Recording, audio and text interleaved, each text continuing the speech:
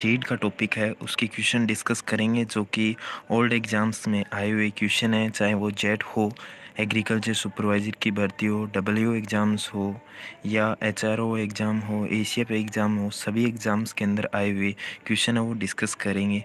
तो सभी स्टूडेंट्स से रिक्वेस्ट है कि फटाफट से आप सभी अपने ग्रुप्स के अंदर वीडियो को शेयर कर दीजिए। वीडियो का लिंक है वो, फिर हम अपने क्वेश्चन है वो शेयर करेंगे। Imperial agro classes, hello hi sir, ये भी सर बहुत अच्छा पढ़ाते हैं। तो यहाँ पे आप सभी स्टूडेंट्स के लिए क्वेश्चन स्टार्ट करने जा रहे हैं। आप सभी फटाफट से वीडियो का लिंक अपने ग्रुप के अंदर शेयर कर दीजिए, फिर हम क्वेश्चन की तरफ बढ़ते हैं। तो यहाँ पे जो अपना फर्स्ट क्वेश्चन है वो लिखा है कि राष्ट्रीय बीज अधिनियम किस वर्ष में घोषित हुआ था? 2002 में, 1966 में और 2013 में और 2003 में। यहाँ पे संदेश और अनिल ने बी आंसर दिया है। ये क्वेश्चन है वो जेट 2014 में आया हुआ क्वेश्चन है। तो यहाँ पे बहुत ही अच्छा आंसर दिया आप सभी ने। 1966 है वो सही है सभी स्टूडेंट्स का। अब बात करेंगे यहाँ पे जिन जिन स्टूडेंट्स ने दिया है उन सभी का सही है। तो देखिए यहाँ पे जो आपने बीज अधिनियम बताया है वो सही है यहाँ पे। तो अब आपसे अगर ये क्वेश्चन पूछ लिया जाए कि अधिनियम जो बीज अधिनियम है वो लागू कब हुआ था, यानी कि कौन सी सन के अंदर लागू हुआ था, तो ऑप्शन के अंदर यहाँ पे 2003 के अकॉर्डिंग यहाँ पे 1969 दिया जाए तो फिर आप यहाँ पे क्या करोगे, आप फटाफट से बताओ, फिर हम आगे नेक्स्ट में बढ़ते हैं। तो यहाँ पे आप सभी के कमेंट सेक्शन में देख लेता हूँ कि किस हिसाब से स्टूडेंट्स आंसर दे रहे हैं। यहाँ पे जब जाबरमल गुड इवनिंग और अनिल कुमार राइट आंसर है, ममता राइट आंसर है। तो इस तरह से सभी स्टूडेंट्स का सही है, 69 यहाँ पे राइट होगा। अब बात करें मौसम चौधरी गुड इवनिंग, और सभी स्टूडेंट्स से फिर से एक बार रिक्वेस्ट है कि जो वीडियो का लिंक है वो आप फटाफट से अपने ग्रुप में शेयर कर दीजिए। अब जो सेकंड क्वेश्चन है वो लिखा है यहाँ पे कि बीज का वास्तविक मान किस पर निर्भर करता है, यानी कि बीज का मान, वास्तविक मान है वो किस पर निर्भर करता है। एक, बीज अंकुरण प्रतिशतता पर, बी बीज की शुद्धता पर, और सी ऑप्शन दिया है यहाँ पे ए और बी, और डी ऑप्शन दिया है इनमें से कोई नहीं। देखिए यहाँ पे जो ये क्वेश्चन है वो जेट 2013 में आया हुआ क्वेश्चन है।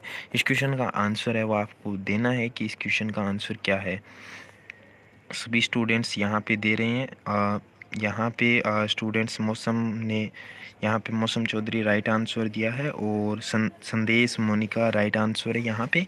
देखिए जो बीज की वास्तविक मान है वो बीज के अंकुरण प्रतिशतता और बीज की शुद्धता पर डिपेंड करता है, यानी कि बीज की अंकुरण प्रतिशतता कितनी है, और यहाँ पे जो बीज की शुद्धता यानी कि फिजिकल प्योरिटी और जेनेटिक प्योरिटी कितनी होनी चाहिए।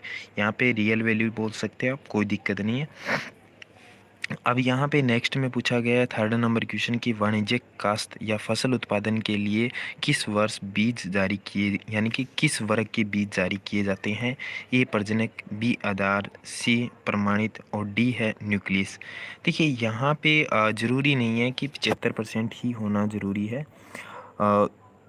यहाँ पे अलग अलग सीड्स का अलग अलग होता है। यहाँ पे फसल उत्पादन के लिए कौन सा बीज आवश्यक होता है, देखिए यहाँ पे फसल बीज उत्पादन के लिए यहाँ पे गुड इवनिंग मुकेश, मौसम राइट आंसर है, सुनील राइट है, मोनिका, अनिल सभी का सही है, मनदीप कौर राइट आंसर है। देखिए यहाँ पे जो फसल उगाने के लिए सर्टिफाइड सीड या प्रमाणित बीज काम में लिया जाता है। अब यहाँ पे 4 नंबर क्वेश्चन है वो आपके सामने बहुत ही अच्छा क्वेश्चन है, जो कि अभी एसीएफ का एग्ज़ाम हुआ था, उस एसीएफ के एग्ज़ाम में ये क्वेश्चन आया था कि प्रमाणित बीज में लेबल होता है ए नीला, बी पीला। इंपीरियल एग्रो क्लासेस का भी सही है, राइट आंसर है सी सफ़ेद, और डी है हरा। तो यहाँ पे देखिए प्रमाणित बीज यानी सर्टिफाइड सीड का पूछा गया है। तो यहाँ पे आप सभी स्टूडेंट्स को मैं थोड़ा सा टॉपिक आ ही गया है सीड के बारे में तो बता देता हूँ। फटाफट से आप सभी इस क्वेश्चन का आंसर दीजिए। यहाँ पे मौसम चौधरी ने राइट दिया है, उसके बाद में दिया है मोनिका ने, और उसके बाद सुनील ने राइट आंसर दिया है। देखिए यहाँ पे आप सभी को पता है कि पहला न्यूक्लियस है, फिर ब्रीडर है, फिर फाउंडेशन है, उसके बाद में सर्टिफाइड है। देखिए न्यूक्लियस पे किसी प्रकार का टैग नहीं होता है, तो अपने पास में क्या बचते हैं, यहाँ पे ब्रीडर बचते हैं, फाउंडेशन बचते हैं, और सर्टिफाइड बचता है।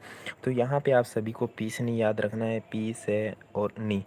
यहाँ पे मैंने आप सभी को ये ट्रिक इसलिए बता रहा हूँ क्योंकि जो ब्रीडर सीड होता है उसमें पीला रंग का होता है, और फाउंडेशन सीड है जिसको हम आधार बीज बोलते हैं, उस पे सफ़ेद रंग का टैग होता है, सर्टिफाइड सीड पे नीले रंग का टैग होता है। तो इस तरह से आप जो पीसने वाले ट्रिक है वो याद कर सकते हो। देखिए यहाँ पे 4 नंबर क्वेश्चन है, इसका आंसर है वो ए है, उन सभी स्टूडेंट्स का सही है। ये जो जेट 2010 में आया हुआ क्वेश्चन है। सर्टिफाइड में 99% थोड़ी होती है प्योरिटी।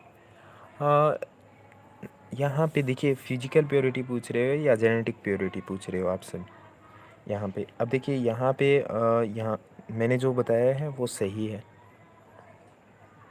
अब देखिए नेक्स्ट क्वेश्चन में बात करेंगे कि ब्रीडर द्वारा बढ़ोतरी उत्पादित तथा सप्लाई के लिए बीज कहाँ जाता है। आधार बीज, यानी कि जो उत्पादित तथा सप्लाई के लिए बीज को कहा जाता है आधार बीज, विश्वस्त बीज, मूलाधार बीज या प्रमाणित बीज। यहाँ पे आप सभी से ये क्वेश्चन पूछा गया है कि जो बीज है ब्रीडर द्वारा उत्पादित है उसके बारे में पूछा गया। इस क्वेश्चन का आंसर है वो आप सभी को बताना है कि इस क्वेश्चन का आंसर क्या होगा। तो हम देख लेते हैं कि सभी स्टूडेंट्स का आंसर क्या आ रहा है। सर सर्टिफाइड थोड़ी ब्रीडर में येलो, फाउंडेशन में वाइट और ब्लू, रजिस्टर्ड पे बैंगनी। हाँ, जो रजिस्टर्ड है वो अपने इंडिया में नहीं होता है, वो अदर कंट्री में होता है, तो इसलिए उसके बारे में है। देखिए जेनेटिक प्योरिटी है वो होती है, सही बात है। यानी कि जेनेटिक प्योरिटी है वो लगभग देखिए न्यूक्लियस बीज है और ब्रीडर बीज है उनमें 100% होती है। फिजिकल प्योरिटी और जो यानी कि फिजिकल प्योरिटी और जेनेटिक प्योरिटी है उसके बारे में। पुष्पेंद्र है, गुड इवनिंग। और यहाँ पे आधार बीज लिखा गया है, नहीं देखिए आधार बीज नहीं होगा।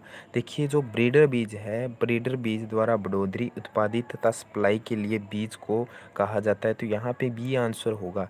ये क्वेश्चन है जेट 2006 में आया हुआ क्वेश्चन है। देखिए यहाँ पे विश्वस्त बीज होगा, बी आंसर है वो राइट होगा। देखिए ब्रीडर बीज के लिए विश्वस्त बीज होना ज़रूरी है, तभी आगे आधार बीज तैयार करेंगे और आधार बीज ही सबसे महत्वपूर्ण रहता है। देखिए यहाँ पे फिजिकल प्योरिटी है 99% या 94.5, तो लगभग यहाँ पे 99% ही दिया जाता है ज़्यादातर। तो आप सभी यहाँ पे कंफ्यूज मत होना। और मैंने यहाँ पे जो सीड वाला टॉपिक है वो पहले भी 3 बार करवा चुका हूँ, बहुत अच्छे से करवाया था वहाँ पे मैंने। अब यहाँ पे नेक्स्ट अपना क्वेश्चन है कि प्रजनक द्वारा उत्पन्न जो सर्वप्रथम उत्पन्न बीज है उसको कहते हैं केंद्रक बीज, आधार बीज, प्रमाणित बीज या पंजीकृत बीज। इसको क्या कहा जाता है आप सभी बताइए कि फटाफट से इसको क्या कहा जाता है। देखिए यहाँ पे इतने स्टूडेंट्स लाइव है, वीडियो को लाइक नहीं किया हुआ है तो प्लीज़ वीडियो को लाइक करो और दोस्तों के पास शेयर किया करो। यार हम लोग आप सभी के लिए इतनी मेहनत करते हैं तो आप सभी थोड़े से हमारे लिए तो कर सकते हो। यहाँ पे ये क्वेश्चन है वो बड़ा कर लेते हैं। तो इस क्वेश्चन का जो राइट आंसर है यानी कि प्रजनक द्वारा सर्वप्रथम उत्पन्न बीज है वो क्या कहलाता है। देखिए यहाँ पे जो 7 नंबर क्वेश्चन है इस क्वेश्चन का आंसर है यहाँ पे केंद्रक बीज, ये आंसर है वो राइट है। यहाँ पे जेट 2004 में आया हुआ क्वेश्चन है। नेक्स्ट अपने 8 नंबर क्वेश्चन पे डिस्कस करते हैं। 8 नंबर क्वेश्चन है कि सबसे ज़्यादा अनुवांशिक शुद्धता कौन से बीज में होती है। देखिए ऊपर मैंने आपको बताया था प्रमाणित बीज, आधार बीज, मूल केंद्रक बीज या इनमें से कोई नहीं। देखिए ये जेट 2003 में आया क्वेश्चन है। अगर आप सभी को ये क्वेश्चन नहीं आए तो ये समझ लो कि आपने थोड़ी क्लास ध्यान से नहीं पढ़ी। देखिए मनदीप कौर ने राइट आंसर दिया, मुरलीधर ने गलत है और यहाँ पे पारस कुमार ने राइट आंसर दिया है, सी आंसर है वो राइट है। यहाँ पे मूल केंद्रक बीज है। 8 नंबर क्वेश्चन है उस क्वेश्चन का आंसर है सी आंसर, मूल केंद्रक बीज यानी कि न्यूक्लियस बीज है, उस बीज के अंदर सर्वाधिक जेनेटिक प्योरिटी पाई जाती है। देखिए आनुवंशिक शुद्धता उसको जेनेटिक प्योरिटी भी बोला जाता है इंग्लिश में। अब यहाँ पे जो 9 नंबर क्वेश्चन है कि आलू की सुसुप्तावस्था यानी कि डोरमेंसी को तोड़ने के लिए क्या काम में लिया जाता है। ये जेट 2003 में आया हुआ क्वेश्चन है, सुपरवाइजर में भी आया हुआ क्वेश्चन है। तो मैंने आपको जो पीछे वाली क्लास हुई थी उस क्लास में भी आपको डिस्कस किया था A thiourea, B NA naphthalic acetic acid, cytokinin और H2SO4। यहाँ पे इस क्वेश्चन का आंसर देना है। देखिए थायोयूरिया है, इसका प्रयोग है आलू के अंदर करते हैं। ये आंसर जिन स्टूडेंट्स ने दिया है उन सभी का सही है। थायोयूरिया का प्रयोग है आलू की सुसुप्तावस्था तोड़ने के लिए काम में लिया जाता है। 10 नंबर क्वेश्चन दिया यहाँ पे कि संकर मक्का का आधार बीज पैदा करने के लिए न्यूनतम पृथक्करण दूरी रखी जाती है 100 मीटर, 200 मीटर, 300 मीटर, 400 मीटर। ये क्वेश्चन जेट 2002 में आया हुआ क्वेश्चन है। तो फटाफट से आप सभी आंसर दीजिए कि क्या होना चाहिए। देखिए थायो यूरिया 1% सही है। यहाँ पे आपसे क्वेश्चन पूछा जा रहा है कि जो मक्का है उसके आधार को पैदा करने के लिए आधार बीज उसके बारे में पूछा गया है कि जो पृथक्करण दूरी है, न्यूनतम पृथक्करण दूरी है, वो पूछा गया है कि कितने मीटर की आवश्यकता होती है। देखिए यहाँ पे स्टूडेंट्स ने मुरलीधर ने राइट आंसर दिया है, सी आंसर है वो राइट होगा, यानी कि 300 मीटर की आवश्यकता होगी। सी आंसर है वो राइट होगा। जिन स्टूडेंट्स ने सी आंसर दिया उन सभी का सही है। नेक्स्ट में अपन बात करते हैं 11 नंबर क्वेश्चन है कि आलू की सुषुप्तावस्था को दूर करने के लिए काम में आने वाला रसायन निम्न में से कौन सा है। एग्रीकल्चर सुपरवाइजर 2018 में आया क्वेश्चन है। मैंने ऊपर भी बताया था कि एग्रीकल्चर में सुपरवाइजर में आया है। ए यूरिया, बी एग्लाल, सी थायूरिया और डी है एरिटान। देखिए यहाँ पे ये क्वेश्चन है, मौसम चौधरी ने पहले भी बता दिया था कि इसका छिड़काव है इतने % करना चाहिए। तो यहाँ पे देखिए थायो यूरिया है वो राइट होगा और 1% इसका छिड़काव किया जाता है। उसके बाद में बात करते हैं जो 12 नंबर क्वेश्चन है। इस 12 नंबर क्वेश्चन के बारे में आंसर डिस्कस करते हैं कि संकुल मक्का के प्रमाणित बीज उत्पादन हेतु न्यूनतम पृथक्करण दूरी आवश्यक है 100 मीटर, 200 मीटर, 300 मीटर और 400 मीटर। देखिए यहाँ पे जो स्टूडेंट्स है वो कमेंट्स कर रहे हैं कि 400 मीटर होगा, उसका 400 नहीं होगा, उसका 300 मीटर होगा। और यहाँ पे जो आपसे संकुल मक्का की पूछा गया है तो संकुल मक्का की जो दूरी है वो 200 मीटर आवश्यक होती है। बी आंसर है वो सही होगा। अब बात करते हैं नेक्स्ट में जो संकुल मक्का के यहाँ पे जो अपना संकुल मक्का 200 मीटर पूछा गया है। तो यहाँ पे जो प्रमाणित बीज के बारे में पूछा था। नेक्स्ट जो 30 नंबर क्वेश्चन है, इसमें संकुल मक्का का प्रमाणित बीज उगाने के लिए मक्का एक खेत से दूसरे खेत की दूरी कम से कम कितनी होनी चाहिए। ये एग्रीकल्चर सुपरवाइज़र जो उदयपुर यूनिवर्सिटी ने एग्ज़ाम्स कनेक्ट करवाया था उस एग्ज़ाम्स में आया था 25 मीटर, 50 मीटर, 75 मीटर और 100 मीटर।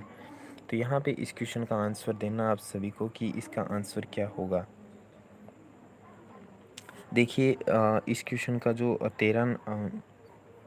13 नंबर क्वेश्चन है, इस क्वेश्चन का आंसर देना है कि 13 नंबर क्वेश्चन का आंसर क्या होगा। देखिए जो राइट आंसर है इस क्वेश्चन का वो फटाफट से कमेंट कीजिए आप सभी स्टूडेंट्स, मैं आप सभी के इंतज़ार कर रहा हूँ। देखिए संदेश कुमार राइट आंसर है। यहाँ पे 100 मीटर आवश्यक है, यानी कि जो संकुल मक्का है प्रमाणित बीज उगाने के लिए जो एक खेत से दूसरे खेत की दूरी है वो 100 मीटर आवश्यक है। सुनील राइट आंसर है और मौसम चौधरी यहाँ पे राइट आंसर है।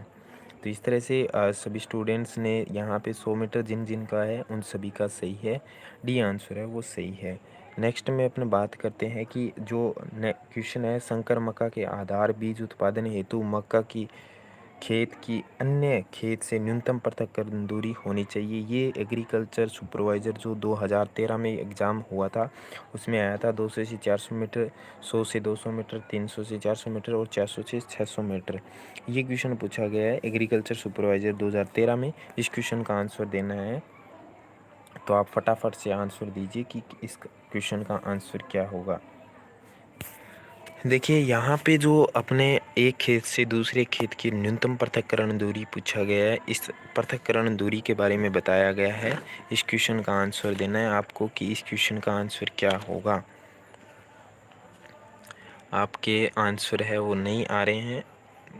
देखिए अभी तक राइट आंसर नहीं है तो मैं आपको बता दूं, टाइम वेस्ट नहीं करूंगा आप सभी का। तो यहाँ पे डी आंसर है वो राइट होगा। देखिए 400 से 600 मीटर आवश्यक होंगे, डी ऑप्शन है वो राइट होगा, यानी कि एक खेत से दूसरे खेत की दूरी है वो 400 से 600 मीटर की आवश्यकता होगी। नेक्स्ट में अपन बात करेंगे सर्टिफाइड सीडों जो बीज होते हैं उसके थैले पे किस रंग का टैग होता है। एग्रीकल्चर सुपरवाइज़र 2012 में आया हुआ क्वेश्चन है, सफ़ेद, पीला, नीला और लाल। तो यहाँ पे देखिए आपको मैंने पहले भी बताया था लाल तो वैसे भी नहीं होगा। अब सर्टिफाइड सीड पे किस तरह का टैग होगा। ये क्वेश्चन फिर से घुमा फिरा के एग्रीकल्चर सुपरवाइज़र 2012 में पूछ लिया गया है। तो आप सभी ने अच्छे से आंसर दिया होगा कि इस क्वेश्चन का जो आंसर है वो नीला है। सभी स्टूडेंट्स का सही है, नीला आंसर है। तो इस क्वेश्चन को आपको बता दूं कि इस क्वेश्चन को अच्छे से पढ़ लेना है, चाहे वो जेट के स्टूडेंट्स हो, चाहे वो सुपरवाइज़र के स्टूडेंट्स हो, सभी स्टूडेंट्स के लिए ये काफ़ी महत्वपूर्ण क्वेश्चन है। शायद आप सभी को ये अगर वो जो मेरे ऊपर ट्रिक बताई थी उससे समझ में आ गया होगा, 3 नंबर या 4 नंबर में आने की बहुत ज़्यादा संभावना है। नेक्स्ट में यहाँ पे 16 नंबर क्वेश्चन है कि सूरजमुखी की फसल है, एक cross pollinated, self pollinated, cross pollinated तथा सेल्फ पोलिनेटेड और पार्थेनोकार्पी। तो यहाँ पे ये एग्रीकल्चर सुपरवाइज़र 2012 में आया हुआ क्वेश्चन है। इस क्वेश्चन का आंसर देना है कि इस क्वेश्चन का आंसर क्या होगा। सभी फटाफट से कमेंट कीजिए कि जो सूरजमुखी है वो किस प्रकार की फसल है। देखिए यहाँ पे जो सूरजमुखी है वो देखिए पार्थेनोकार्पिस नहीं है, क्रॉस पोलिनेटेड। देखिए यहाँ पे क्रॉस पोलिनेटेड तो है लेकिन सेल्फ पोलिनेटेड नहीं है। तो यहाँ पे ये तो ऑप्शन कट गया है, सेल्फ पोलिनेटेड नहीं होगा, तो यहाँ पे ए आंसर है वो सही होगा। अब देखिए यहाँ पे इन्होंने किया है सर, आधार बीज की प्रमाणित बीज से 2 गुनी आइसोलेशन डिस्टेंस रखते हैं ना, समझा नहीं। आधार बीज की प्रमाणित बीज से ज़्यादा डिस्टेंस रखते हैं ना, वो अलग अलग रखते हैं, वो देखिए क्रॉप के डिपेंड करता है, रखते हैं, सही बात है आपकी। नेक्स्ट में अपन बात करते हैं एक उन्नत किस्म की उत्पत्ति अवस्था की शुरुआत के बीज जो एक सीमित मात्रा में होता है, जो पौधों यानी कि पौध प्रजनक द्वारा पैदा किया जाता है, वह कहलाता है। W 2018 में आया वो क्वेश्चन है, केंद्रक बीज, प्रजनक बीज, आधार बीज और प्रमाणित बीज। जो लिमिट मात्रा के अंदर होता है, यानी कि लिमिट मात्रा के अंदर होता है, वो कौन सा होता है। देखिए लिमिट मात्रा के अंदर कौन सा बीज होता है, तो लिमिट मात्रा के अंदर न्यूक्लियस बीज ही होता है। यहाँ पे संदेश मौसम राइट आंसर है। देखिए जो बीज होता है ना, जैसे लैब के अंदर जैसे सीड आ गया, ये जो केंद्रक बीज है, न्यूक्लियस बीज आता है, उसके अलग अलग हिस्से कर लिए जाते हैं। जैसे उसके हिस्से 5 हिस्से कर लिए जाते हैं, तो उनमें से एक हिस्सा काम में लिया जाता है। फिर उस एक हिस्से में बाई चांस उस एक हिस्से के अलग अलग पार्ट किए जाते हैं, उनको अलग अलग लगाया जाता है और अलग अलग कंडीशन दी जाती है। उसके बाद में उसी हिस्से में कई बार क्या होता है कि वो बीज पूरे के पूरे ख़राब हो जाते हैं, तो वो दूसरा हिस्सा काम में लिया जाता है। तो इस तरह से ज़्यादातर 2 हिस्से रखे जाते हैं, ताकि एक हिस्सा है वो काम में आ जाए और दूसरा है बाद में अगर उसकी ज़रूरत पड़े तो दूसरा काम में आ जाए। एक साथ में बीज को कभी भी लैब के अंदर काम में नहीं लिया जाता। अगर आप सभी ने थोड़ी मोटा अगर लैब के अंदर काम किया होगा तो तभी आपने देखा होगा आइसोलेशन या कोई भी सीड ग्रोथ करते हैं तो थोड़ा बीज अगर उसका 50% उसका सीड रखते हैं और 50% है उसका काम, यानी कि यूज़ में नहीं लेते, ताकि उसको देखते हैं कि अगर हमारे काम आ जाएगा नेक्स्ट, यानी कि नेक्स्ट बार अगर इसका प्रोडक्शन अच्छा मिलता है या नहीं मिलता है या ख़राब हो जाता है, तो इसके ऊपर अलग से जो यानी कि प्रैक्टिकल करेंगे उस हिसाब से। उसके बाद में यहाँ पे 18 नंबर क्वेश्चन है कि बीज की शुद्धता व अंकुरण जांचने की प्रक्रिया कहलाता है। W 2018 एग्जाम्स में आया है, भौतिक शुद्धता, सीड सैंपलिंग, बीज या सीड टेस्टिंग या रोग्यू। तो यहाँ पे जो रोग्यू है वो क्या कहलाता है। यहाँ पे क्वेश्चन कई बार रोग्यू का भी आ जाता है कि रोग्यू क्या होता है।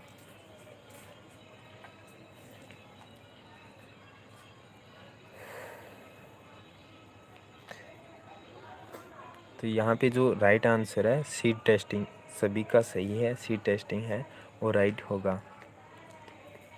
सी आंसर है वो सही है। अब रोगियो आपको बता दूं, जैसे गेहूं की किस्म है, उसके अंदर गेहूं की दूसरी किस्म का उग जाना, वो क्या है कि वो रोग्यू कहलाता है और उसे उखाड़ना रोगिंग कहलाता है।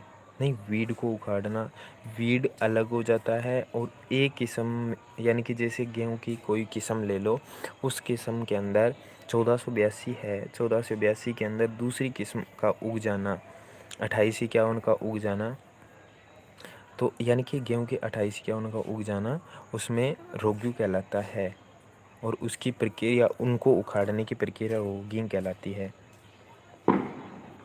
पुष्पेंद्र ने बोला है कि एक किस्म के पौधे दूसरे देखिए एक किस्म के पौधे दूसरी किस्म के पौधे में उगना रोग्यू कहलाता है और दूसरे ये सही है। उसके बाद में कि जो सीड वाइबिलिटी है यानी कि जीवता है, बीज जीवता है, परीक्षण के लिए निम्न में से कौन सा रसायन काम में लेते हैं? टेट्राजोलियम, टीजर टेस्ट, ईथर, थायोयूरिया, बेंजीन। यहाँ पे मेरे से पहले से बोलने से पहले आप सभी स्टूडेंट्स ने आंसर दे दिया है। सभी स्टूडेंट्स की अच्छी तैयारी है, बहुत बहुत धन्यवाद आप सभी का जो इतनी अच्छी तैयारी कर रहे हो। और मेरी क्वेश्चन बोलने से पहले आप सभी ने आंसर दे दिया, सही है टेट्राजोलियम या टेट्राजोलियम क्लोराइड या टीजेड टेस्ट। उसके बाद में बात करेंगे यहाँ पे कि जो 20 नंबर है, आधार बीज के कटे पर लगे चिन्ह का पत्थर है, यानी कि आपसे कंफ्यूज करने के लिए पूछ लिया है कि जो आधार बीज होता है उसके ऊपर टैग होता है किस रंग का होता है? ए सफ़ेद, बी हरा, सी नीला और डी सुनहरा पीला। देखिए यहाँ पे आधार बीज पूछा गया है, यहाँ पे एग्री राठौड़ ने सफ़ेद आंसर दिया है। उसके बाद में यहाँ पे संदेश ने राइट दिया है, सुनील ने सही दिया और एग्री राठौड़। यहाँ पे वीरेंद्र आपका सही है। तो जहाँ सभी स्टूडेंट्स को मैं ट्रिक बताई थी, सभी के समझ में आ गए। कंफ्यूज करने के लिए आपको बताया कि आधार बीज के कट्टे पे किस चिन्ह आ गया। टैग ज़रूरी नहीं है कि टैग ही लिखे आपको, इस तरह से आप समझ सकते हो क्वेश्चन। उसके बाद में ग्रो आउट परीक्षण निर्धारित करने के लिए आयोजित किया जाता है। नमी संरक्षण, नमी संग्रहण, अंकुरण, बीज ओज, आनुवंशिक शुद्धता। वहाँ पे इस क्वेश्चन का आंसर देना है कि ग्रो आउट परीक्षण है, तो इस क्वेश्चन का आंसर देना है। ये क्वेश्चन है वो जो W 2018 वाली भर्ती थी, जिसका एग्ज़ाम 2019 में हुआ था, उस क्वेश्चन का आंसर देना है। और यहाँ पे इस क्वेश्चन ये क्वेश्चन उस एग्ज़ाम्स के अंदर आया हुआ है, तो इस क्वेश्चन पर देना है। यहाँ पे Abhinav Kumar, D answer right है। यहाँ पे डी आंसर राइट है अभिनव का।